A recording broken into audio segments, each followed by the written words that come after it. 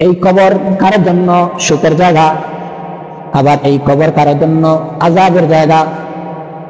এই কবরটা কারোর জন্য বাগান, আবার এই কবর কারোর জন্য জাহান্নামের আগুন। আল্লাহর রাসূল সাল্লাল্লাহু আলাইহি ওয়াসাল্লাম সাহাবাদেরকে কেন এই কথা বললেন? কেননা কবর হচ্ছে, প্রতিদিন কবর আপনাকে আমাকে ডাক দিয়ে বলে আনা বাইতুল গুরবা।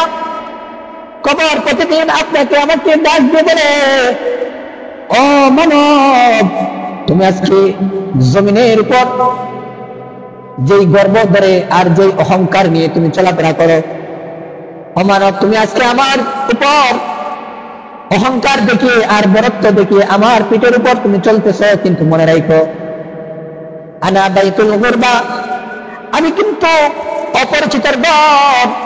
তোমাকে কিন্তু আমার এই অপরিচিত ঘরের ভিতরে আসতে হবে। অতএব তুমি আমার কাছে আসার আগে, তুমি এই অপরিচিত ঘরে আসার আগে আগে তুমি পরিচিত হয়ে নিও। কবর আপনাকে আমাকে প্রতিদিন ডাকবে আনা বাইতুল ওয়াহদা, আমি হলাম একাকিত্বের ঘর। দুনিয়ায় তোমার অনেক বন্ধু আছে, দুনিয়ায় তোমার মা আছে, দুনিয়ায় তোমার বাবা আছে, দুনিয়ায় তোমার দাদা দাদি বউ স্ত্রী পোলাপান আছে, কিন্তু কবর আমি এমন একটা ঘর, আনা বাইতুল ওয়াহদা, আমি কবর হলাম একাকিত্বের ঘর, আমি কবর হলাম একা ঘর।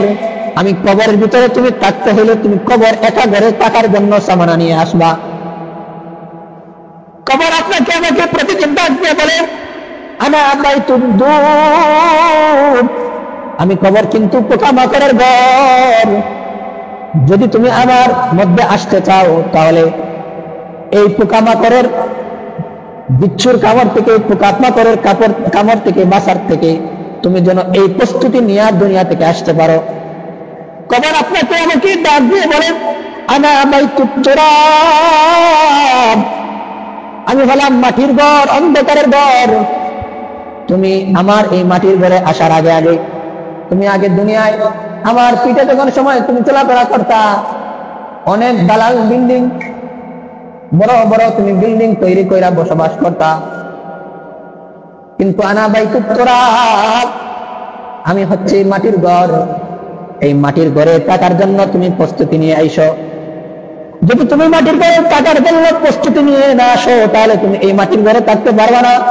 কেননা কবর আমাদেরকে প্রতিদিন ডাক দিয়ে বলে আমি হলাম অপরিচিত ঘর, আমি হলাম একাকিত্বের ঘর, আমি হলাম পোকামাকড়ের ঘর, আমি হলাম অন্ধকার কালো একটি ঘর, যেই ঘরে কোনো বাতি নাই, যেই ঘরে কোনো আলো নাই। জমিনের উপরে যদি কারেন্ট চলে যায়, জেনারেটরের ব্যবস্থা রয়েছে, জমিনের উপরে যদি কারেন্ট চলে যায় তাহলে অনেক আসবাবপত্র আছে যার দ্বারা আমাদের কারেন্টের বিপরীতে আমাদের প্রয়োজন মেটানো যায়। কিন্তু আমি কবর এমন একটা ঘর, যেই ঘরে যদি তুমি আমল নিয়ে না আসো, আমলবিহীন তুমি কবরে আসলে আমার এই অন্ধকার কবর কখনো উজ্জীবিত হবে না, আমার এই কবর কখনো আলোকিত হবে না। আমি কবর তোমার জন্য হয়তো বা বাগান হয়ে যেতে পারি, আবার আমি কবর তোমার জন্য আবার জাহান্নামের গর্ত হয়ে যেতে পারি।